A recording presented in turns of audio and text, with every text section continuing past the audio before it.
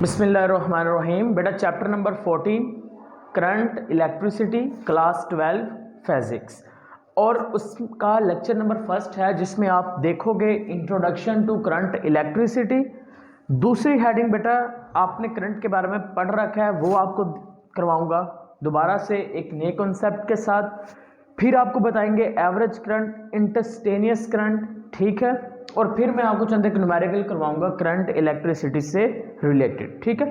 फिर आपको बताएंगे कि वो आपने फर्स्ट ईयर फिजिक्स में कुछ 7 बेसिक यूनिट पढ़े हैं जो मेन यूनिट्स हैं, क्या उसमें कॉलम इंक्लूड किया जाता है या एम्पेयर्स इंक्लूड किया जाता है, वो भी आपको बताएंगे। और सबसे यहाँ पे बड़ा क्वेश्चन बेटा, अगर हम करंट इलेक्ट्रिसिटी की बात करते हैं तो इसको लेके कंफ्यूजन है।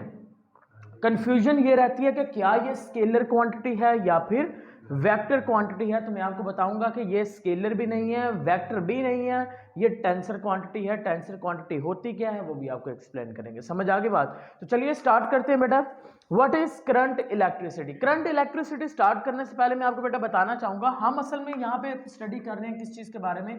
चार्जेस के बारे में। किस चीज के बारे में हम लोग स्टडी करते रहे हैं? चार्जेस के बारे में बेटा हम स्टडी करते रहे। और हमने कहा था कि जो चार्जेस हैं, जो चैप्टर नंबर आपका 12 था इलेक्ट्रोस्टैटिस्टिक, वहां पे बेटा आपने चार्ज को स्टडी तो किया था लेकिन रेस्ट की हालत में स्टडी किया था। समझ आ गई बात? उस पूरे चैप्टर में आप चार्ज को स्टडी करते रहे हो किस हालत में? रेस्ट की हालत में। अब अगर बेटा वो चार्ज मूव करना शुरू कर देता है, अगर वो चार्ज मूव करना शुरू करता है तो वो दो तरह से मूव करेगा। या तो बेटा वो यूनिफॉर्मली मूव करेगा, या तो वो कैसे मूव करेगा? यूनिफॉर्मली मूव करेगा, या फिर बेटा वो मूव करेगा रैंडमली, या तो वो मूव करेगा रैंडमली। अगर तो बेटा चार्जेस मूव किए यूनिफॉर्मली तो बेटा चार्ज के यूनिफॉर्मली मूव करने से जो चीज प्रोड्यूस होगी उसको हम नाम दे देंगे करंट का। समझ आ गई बात? और अगर चार्ज रैंडमली मूव कर रहा है तो उसके रैंडमली मूव करने से कौन सा इफेक्ट प्रोड्यूस हो जाएगा? नो बेटा, इलेक्ट्रोमैग्नेटिज्म का। किस चीज का? इलेक्ट्रोमैग्नेटिज्म, जो कि नेक्स्ट आप टॉप चैप्टर्स में पढ़ोगे। समझ आ गई बात? तो दोबारा से देख लें चैप्टर नंबर 12 इलेक्ट्रोस्टैटिस्टिक, वहां पर आपने चार्ज पढ़ा था किस हालत के अंदर? रेस्ट की हालत के अंदर। अब चार्ज ने रेस्ट से मूव करना शुरू कर दिया है। दो तरह से मूव करेगा, या तो यूनिफॉर्मली या रैंडमली। अगर वो यूनिफॉर्मली मूव किया तो बेटा हम उसको क्या नाम देंगे? हम कहेंगे करंट का नाम दे देंगे। और अगर वो रैंडमली मूव किया तो हम उसको नाम दे देंगे, this one is known as electromagnetism का नाम दे देंगे। जहां तक कंफ्यूजन तो नहीं है? अब देखें, इसका मतलब यह हुआ कि करंट तभी प्रोड्यूस होगा जब चार्जेस कैसे मूव करेंगे? यूनिफॉर्मली मूव करेंगे। और करंट होता क्या है? करंट होता है rate of flow of charges. क्या होता है current? Rate of flow of charges is called, उसको क्या नाम दे देंगे? उसको हम करंट का नाम दे देंगे। और हमारा जो चैप्टर नेम है उसके अंदर हमने यही पढ़ना है कि करंट इलेक्ट्रिसिटी। बेसिकली इस चैप्टर में बेटा आप करंट पढ़ोगे, करंट के इफेक्ट्स पढ़ोगे, करंट देखोगे डेसिपेट कैसे होता है, बेटा रियोस्टेट क्या है, वोल्टेजेस चेंज कैसे होते हैं, most important topics Wheatstone bridge क्या है, और क्रिचॉफ्स रूल के, क्रिचॉफ जो रूल्स हैं, वोल्टेज रूल है या फिर करंट रूल है, वो किस तरह से अप्लाई करना है, इस्तेमाल करना है, कॉम्प्लेक्स सर्किट्स के लिए, सिंपल सर्किट्स के लिए। तो सारे सर्किट्स करवाऊंगा मैं आपको, कॉम्प्लेक्स से लेके सिंपल तक। समझ आ गई बात? ओके। अब ये तो बात बेटा हो गई करंट के बारे में। अब करंट दो तरह से होता है। एक तो बेटा होता है डैश नेम, जिसको हम कहते हैं कि करंट आपके पास होता है आई एवरेज। कौन सा करंट? Average current. एक होता है आपके पास average current, current is denoted by I. तो बेटा हम इसका एक्सप्रेशन कैसे लिखेंगे? देखें, सपोज दैट आपके पास ये एक एरिया है, ये एक कंडक्टर है, एक वायर है, और इस वायर में से इसका जो क्रॉस सेक्शन एरिया ए है, ये वाला जो बेटा क्रॉस सेक्शन एरिया ए है, इस क्रॉस सेक्शन एरिया ए में से जो इलेक्ट्रॉन्स हैं वो मूव कर रहे हैं, जो चार्जेस हैं वो क्या कर रहे हैं? मूव कर रहे हैं। ये देखें, सपोज करें चार्जेस इस तरफ मूव कर रहे हैं, ये ले, ये चार्जेस मूव कर रहे हैं, यानी कि इलेक्ट्रॉन्स मूव कर रहे हैं इस तरफ। अब बेटा जब इलेक्ट्रॉन्स इस तरह से मूव करेंगे, फ्लो करेंगे, ठीक है, किसी टाइम इंटरवल में, तो हम उसको क्या नाम दे देंगे, हम कह देंगे I average current. I average current क्या होता है, I average current is equal to final current minus initial current, final current minus initial current. यानी कि आपके पास बेटा जो आई होगा, हमने कहता आई करंट इलेक्ट्रिसिटी का एक्सप्रेशन क्या होता है, करंट इलेक्ट्रिसिटी का एक्सप्रेशन होता है I is equal to Q over T, flow of charges in time interval is produce the current आई।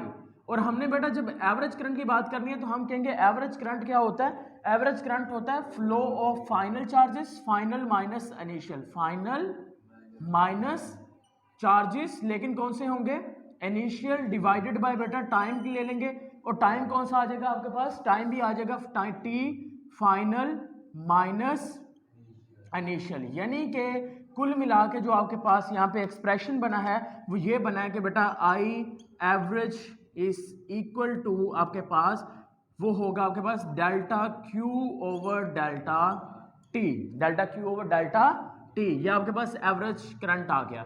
बेटा अगर हम इंस्टेंटेनियस करंट की बात करते हैं, किस करंट की बात करते हैं,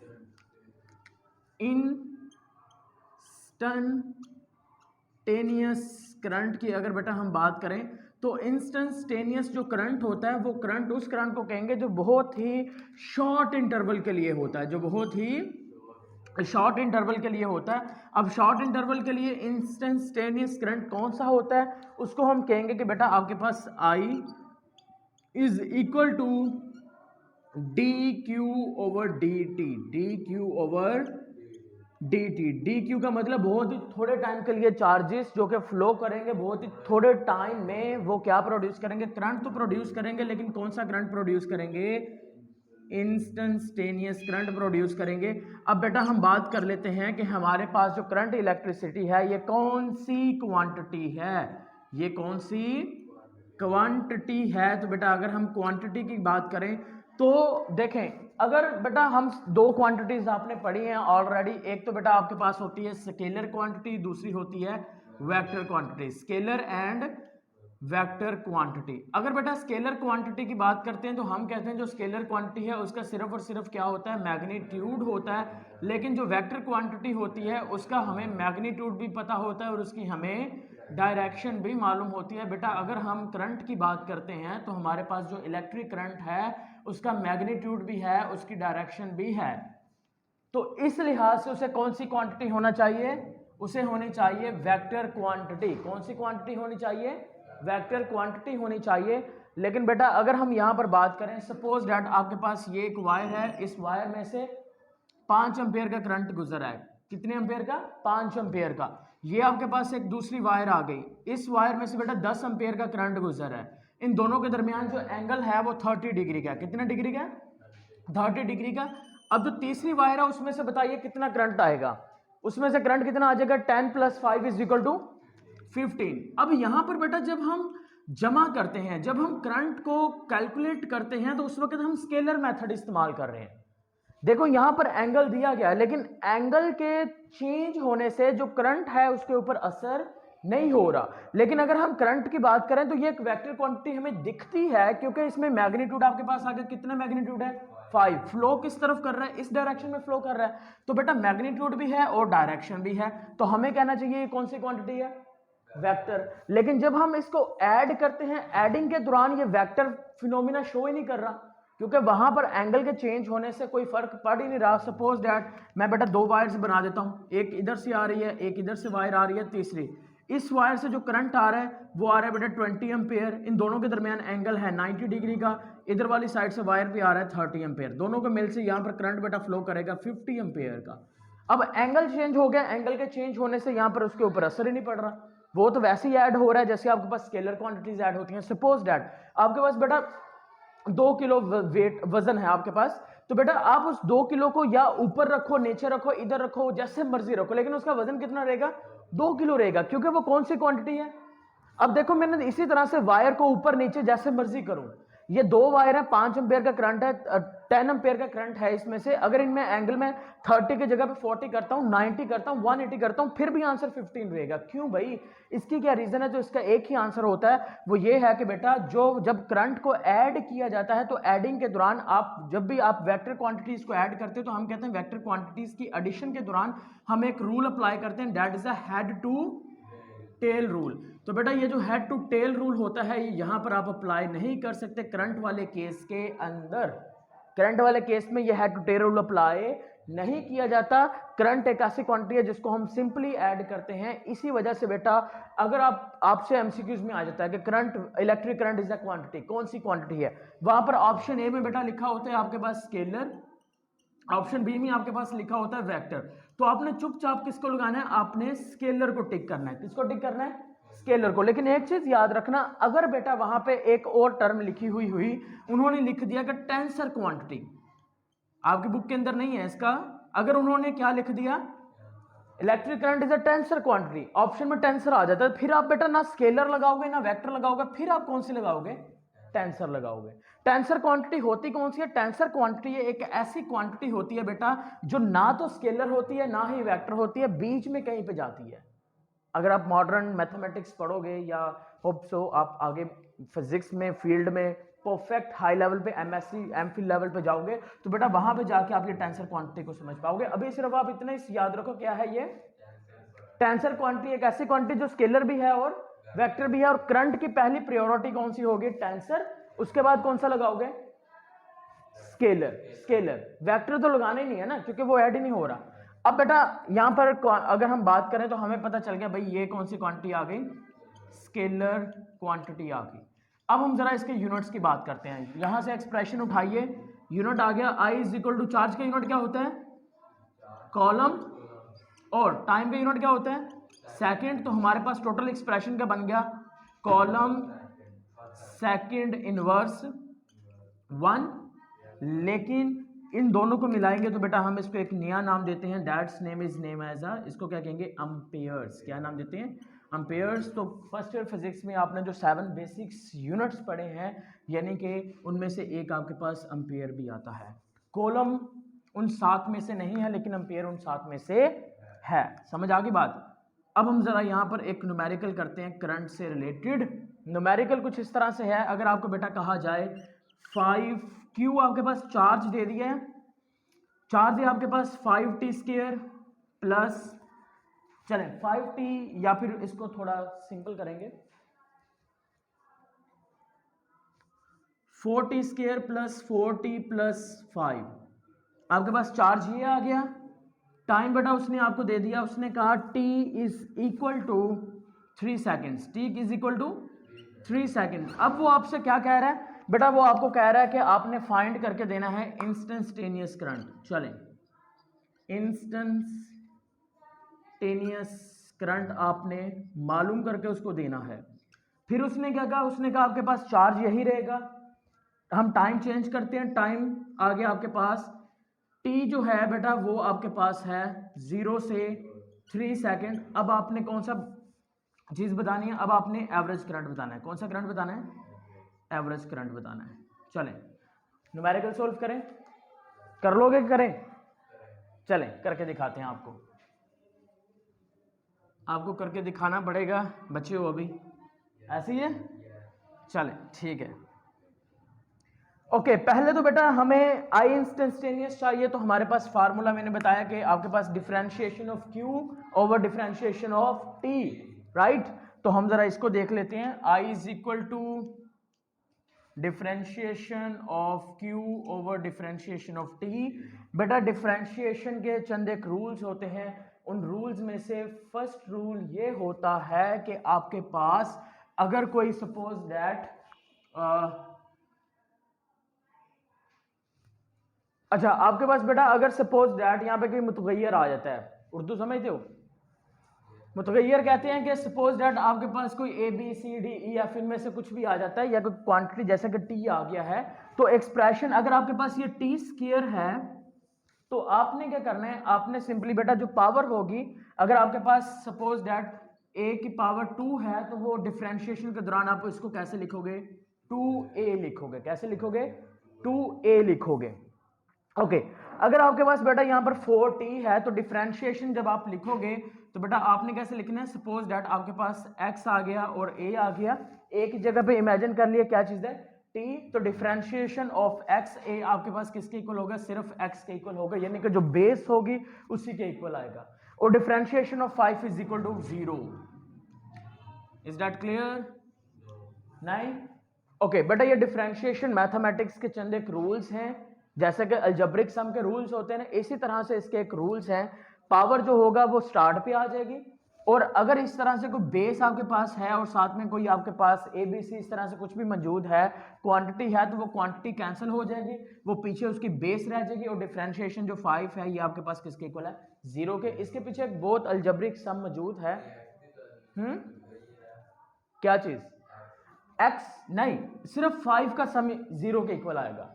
differentiation of only 5 is equal to 0, ठीक है? बाकी किसी क्वांटिटी का 0 नहीं है, सिर्फ 5 का 0 चेक कर लेना बाद में, ठीक है? ओके चलिए अब इसको देखते हैं जरा। डिफरेंशिएशन क्यों करते हैं बेटा? आप देखें differentiation t is always equal to 1। कैसे? आपने पता है ना, t आ गया ना बेटा, x के a की जगह पे इमेजिन करिए t है। अब t की बेस क्या है? 1, और 1 बेटा लिखेंगे, डिफरेंशिएशन ऑफ t लिखेंगे तो क्या आ जाएगा आंसर?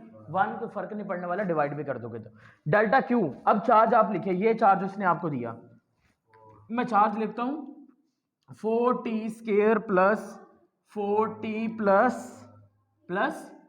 5 आंसर क्या निकला? ये जो पावर है वो स्टार्ट पे आ जाएगी, कितना आ जाएगा? 8 आ जाएगा आपके पास।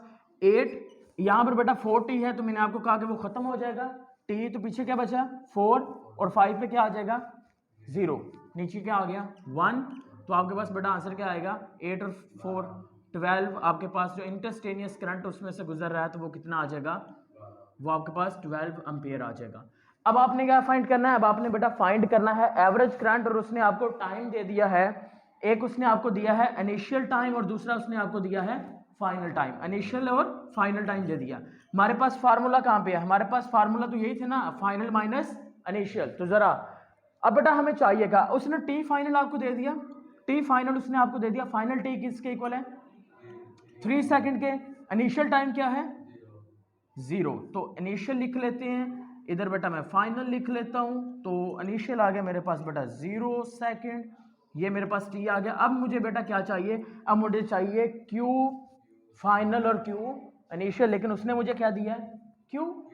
तो बेटा मैं क्या करूंगा, मैं यहां पे लिखूंगा I is equal to Q बेटा फाइनल। फाइनल किस कौन से सेकंड है? 3 सेकंड। क्यू आपको 3 सेकंड पे चाहिए, माइनस क्यू आपको 0 सेकंड पे चाहिए, और बेटा इसका डिफरेंशिएशन क्या आ जाएगा? Final minus initial 3 minus 0। अब आप पहले Q की जगह पे, Q वाला जो चार्ज है उसमें T की जगह पे 3 सेकंड रख के वैल्यू निकालिए, फिर उसकी जगह पे 0 रख के वैल्यू निकालते हैं। अब देखिए 4t square plus 4t plus 5, t की जगह पे क्या पुट करना है? 3, क्योंकि t क्या है हमारे पास? Final, right? और हमें चार्ज फाइनल चाहिए। चार्ज फाइनल चाहिए तो टाइम भी फाइनल करना पड़ेगा ना, तो हम यहाँ पर t जो है वो पुट करते हैं फाइनल। फाइनल हमारे पास है 3, तो बेटा 3 आ गया आपके पास, उसका स्क्वायर लें, प्लस 4 प्लस 3 प्लस 5, 3 का स्क्वायर क्या आ जाएगा? 9 प्लस 4 12 आ जाएगा, प्लस 5 36 प्लस 12 प्लस 5, तो बेटा किसके इक्वल आ जाएगा? ये 48 और 5 किसके इक्वल आ जाएगा? 53 के। किसके आ गया? 53 के आ गया। तो फाइनली हमारे पास जो Q3 है वो हमारे पास कितना आ गया? 53। अब Q हमें क्या चाहिए? Q 0 पे चाहिए। Okay 4t square plus 4t plus 5, 4 0 आ गया, स्क्वायर आ गया, प्लस 4 0 आ गया, प्लस 5 आ गया, 0 का स्क्वायर 0, मल्टीप्लाई होगा 0, मल्टीप्लाई होगा 0, तो आंसर क्या आ जाएगा? 5। वैल्यूज पुट करते हैं, वैल्यूज हमारे पास बेटा आ गई। Q3 किसके इक्वल आ गया? यानी कि Q फाइनल आ गया 53 माइनस 5 डिवाइडेड बाय 3, क्योंकि 3 माइनस 0 वही है। तो बेटा ये आपके पास कितना आ गया? 48 डिवाइडेड बाय 3।